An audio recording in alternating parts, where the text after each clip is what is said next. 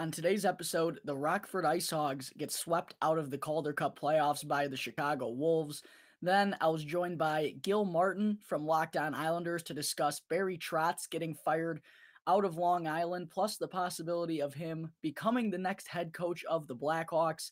And then to wrap things up, per usual, to start off the week, will be our Mailbag Monday fan segment, where I answer a question from a couple of lucky listeners right here on Locked On Blackhawks.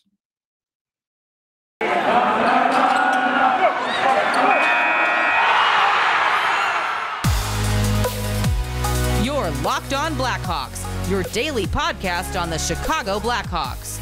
Part of the Locked On Podcast Network, your team every day.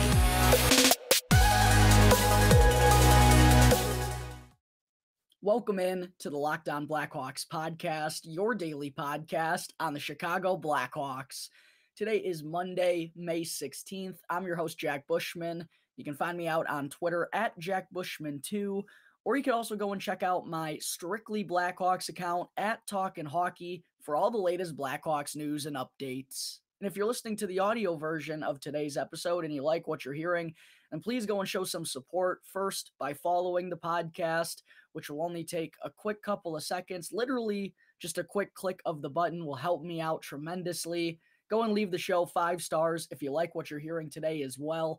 And if you're tuning in through Apple Podcasts or through Spotify, then feel free to go and leave me a review as well. I always greatly appreciate getting feedback from some of my tremendous listeners out there. And best of all, it's 100% for free wherever you may be listening to your podcasts, whether that be through Apple Podcasts, Odyssey, Spotify, Google Podcasts, etc. It's all 100% for free. And if you go and follow the show right now, then you'll be able to get the latest episode as soon as it comes out each day.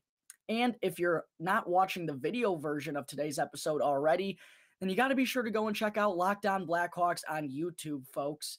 I just reached the 100 subscriber hump in the past couple of weeks. The numbers are still going up. I want to keep boosting those up, so please go and show some support there as well. If you haven't done so yet, go and subscribe to Locked On Blackhawks on YouTube. I would greatly appreciate all the support. Go and smash the like button for me down below as well.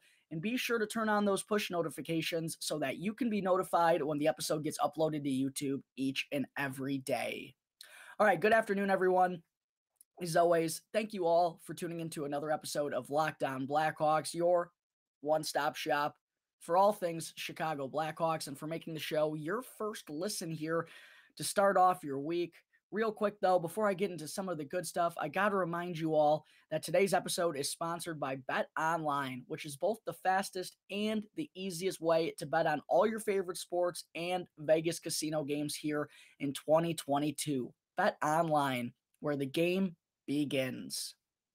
All right, for segment 1 today, let's dive right into the Rockford IceHogs getting eliminated from the Calder Cup Playoffs last night after being swept in their best of 5 series with the Chicago Wolves. And during the regular season, the IceHogs had actually a ton of success against the Chicago Wolves, who were the top team in the AHL by a large margin. The IceHogs went 8-3-1 against Chicago in the 12 meetings against one another. But during this series, everything completely changed, because in the 3 games, the Wolves were simply the better team. They were dominant for the majority of it. And I really think that with Rockford being so young, as I've mentioned a couple times on the show now, they had the 4th youngest roster in the entire NHL.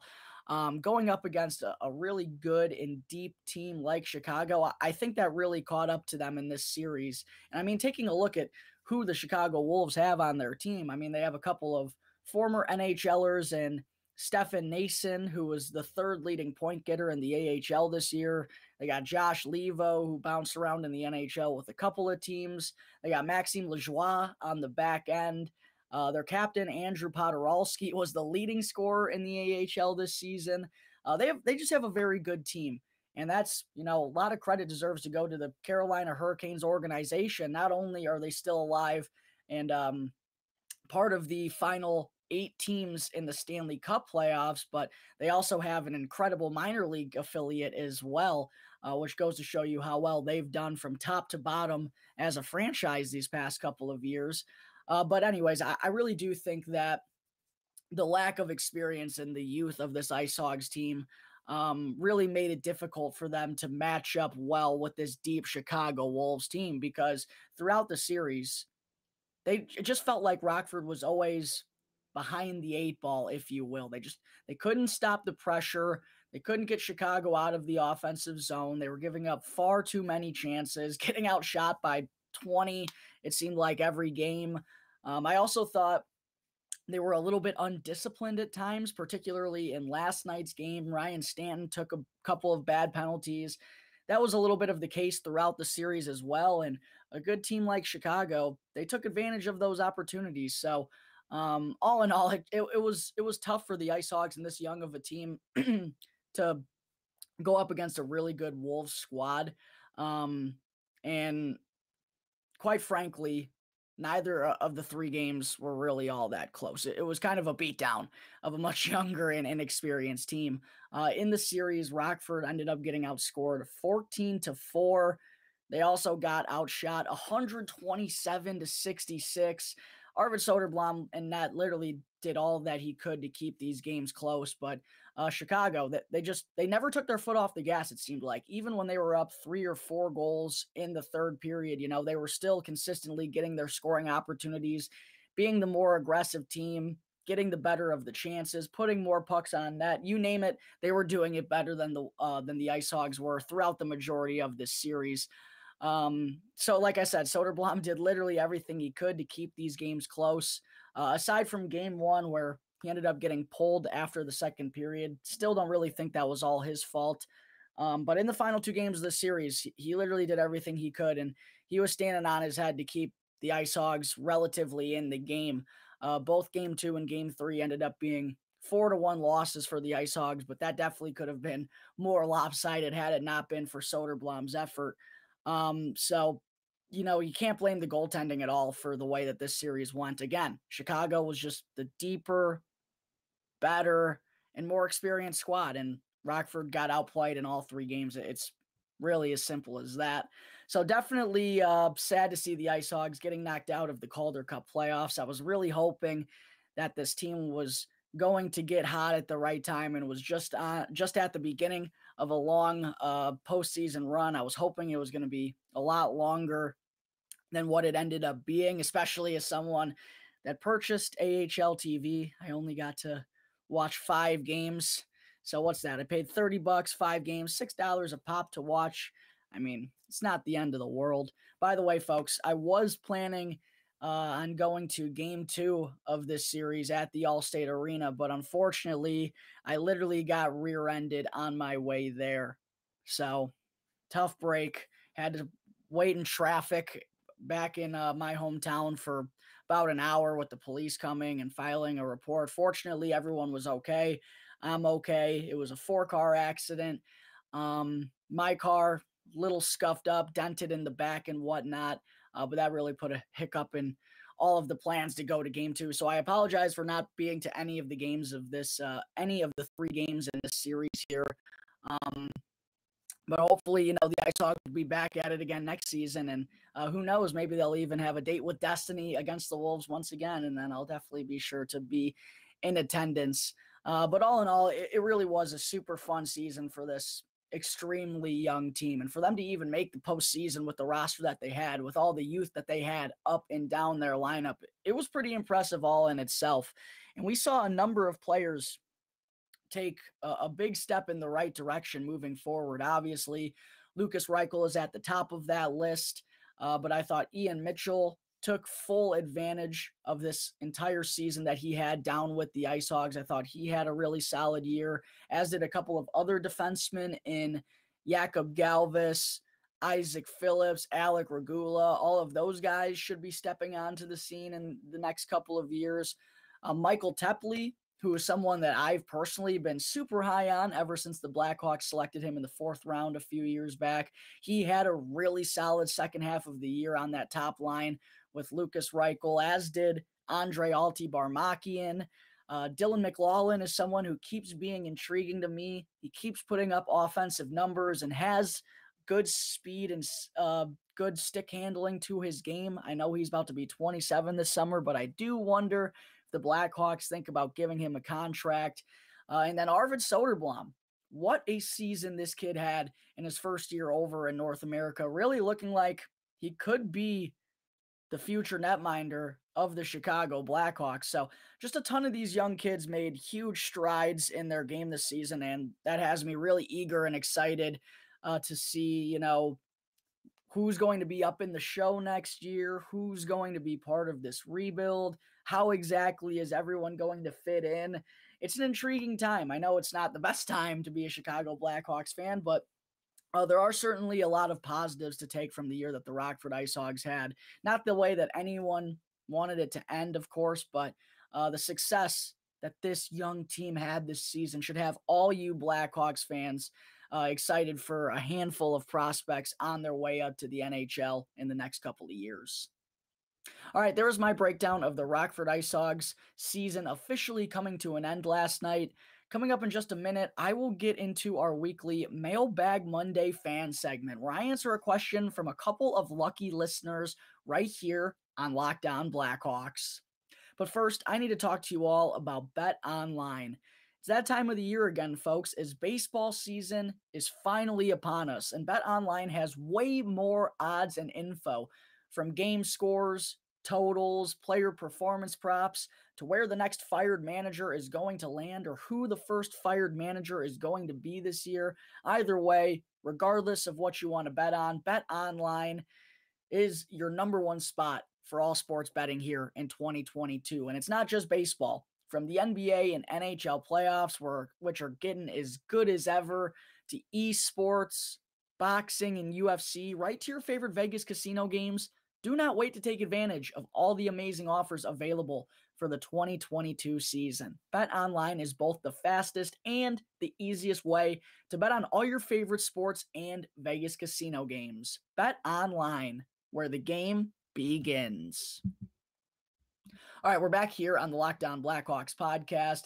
Getting into segment 2 today, I usually save Mailbag Monday for the third and final segment of the episode, but today I'm going to be jumbling things around a little bit because my conversation with Gil Martin of Locked On Islanders on Barry Trotz getting canned and his future, that's only going to be available through the audio version of today's episode. So make sure if you want to check that out, which I definitely recommend, it was a super insightful conversation. You can go and do so for free on your favorite podcast app, wherever you get your podcast, to hear all about Trotz getting fired and the chances of him actually coming to Chicago. But getting into our Mailbag Monday fan segment, where I answer a couple of questions from a few lucky listeners right here live on the show. The first question I wanted to answer today, which is one that I didn't get to last week, got submitted like literally as I was recording the episode last Monday. But the question came from Brandon on Twitter, who asked, do you think Taylor Radish is going to pan out as a consistent point guy moving forward? What is his floor/ceiling in your opinion? That's a good question. And like a lot of folks, I definitely loved what I saw out of Radish in his 21 games with the Blackhawks this year. And not just from the offensive side of things, where he scored 6 goals and 4 assists for 10 points in those 21 games, but I really liked his all-around game. I liked his physicality. He was good on the forecheck. He was tenacious. He knows how to use his size to his advantage. Being 6'3", 200 pounds, he's a pretty big boy. And I thought he did a good job of being involved in all facets of the game. I loved that.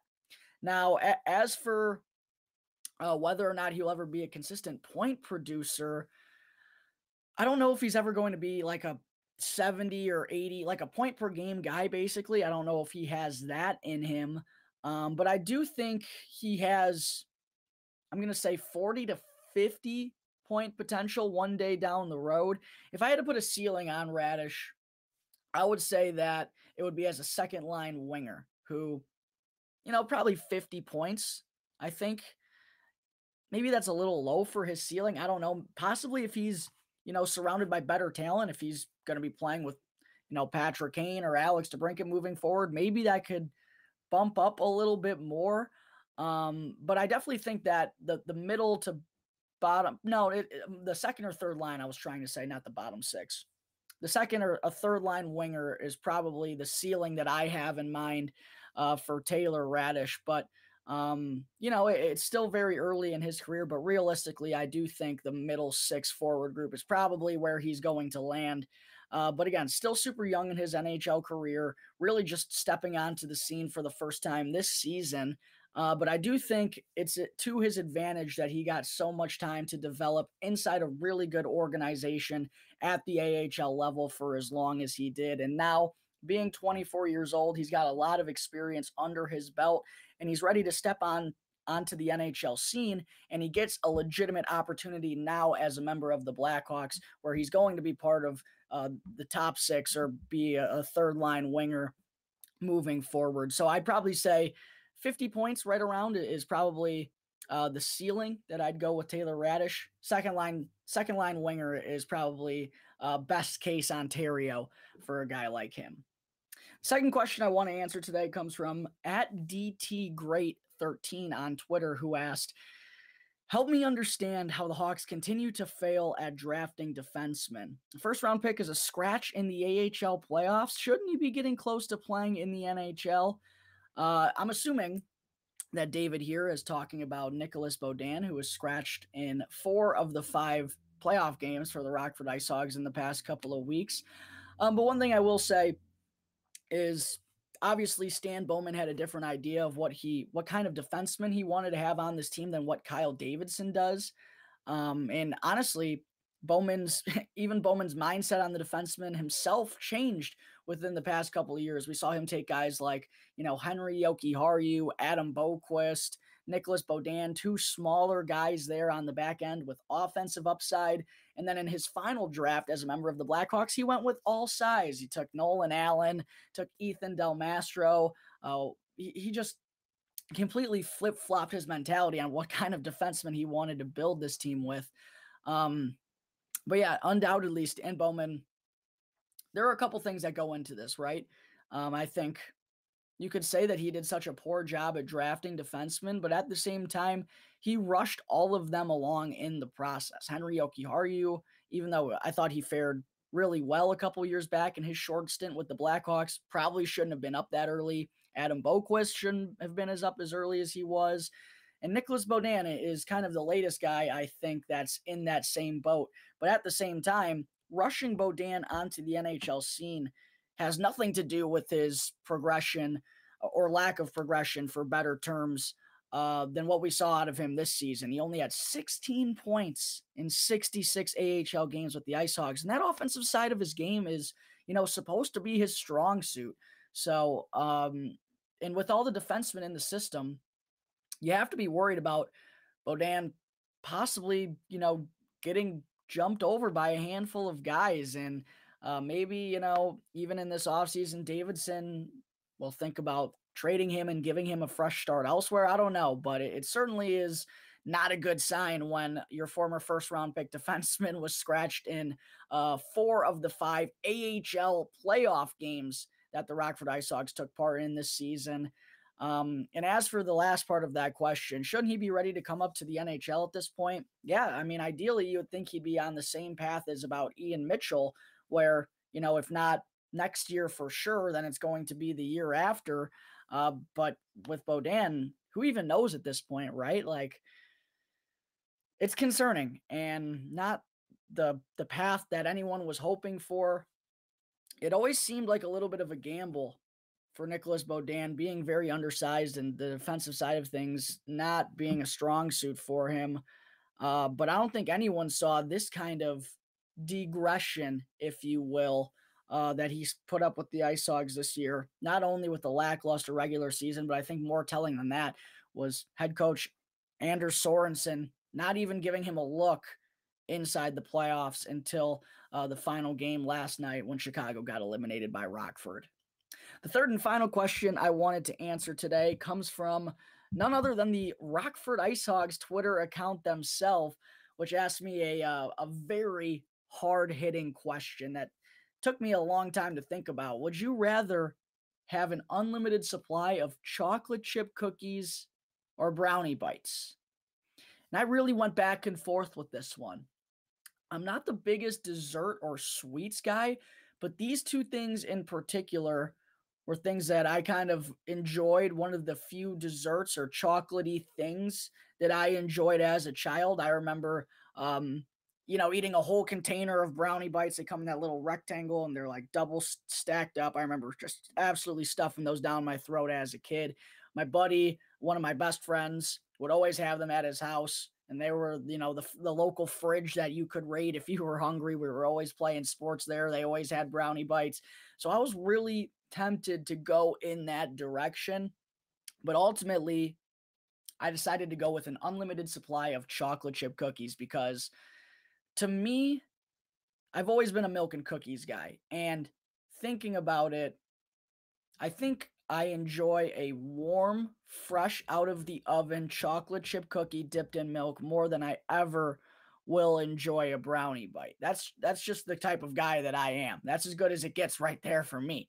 So that's the way I'm going to lean. It was a tough decision, but ultimately I'm going with the unlimited supply of chocolate chip cookies. I guess maybe a variable in this would be, do I get to freshly bake these? What kind of brand are they? Do they have to be the same kind of cookies, like the same brand? I don't know. There's a lot of things that could change my mind here. Like if I don't know how to make brownie bites, but if I were given the recipe, like a perfect recipe that I couldn't possibly screw up, maybe that could change things a little bit because brownies and milk, some warm brownies and a nice ice cold glass of milk, that could have me thinking differently. So maybe I'll have to, reach out to the Rockford IceHogs Twitter account and ask them, what kind of variables go into this. But I decided to go with the chocolate chip cookie. I greatly appreciate the Rockford IceHogs for taking this time and having some fun with me on Twitter, asking me this difficult question, and I hope I didn't disappoint with my answer. All right, that takes care of our weekly Mailbag Monday fan segment.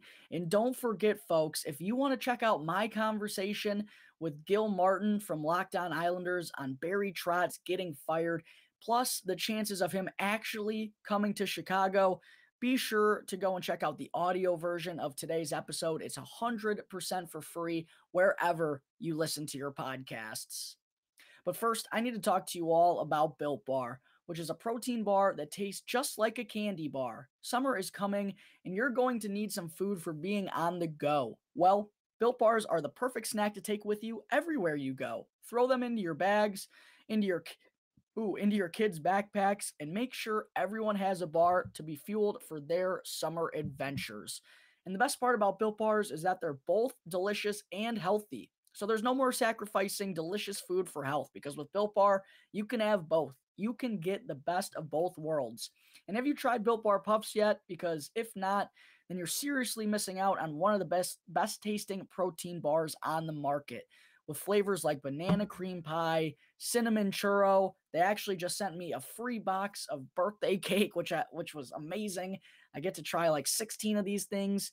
And best of all, they're only 140 calories and have 17 grams or more of protein. So head on over to Built.com right now and use the promo code LOCKED15 to get 15% off your next order. That's Built.com with the exclusive promo code LOCKED15, one word locked in all caps, followed by the number 15 to get 15% off your next Built Bar order.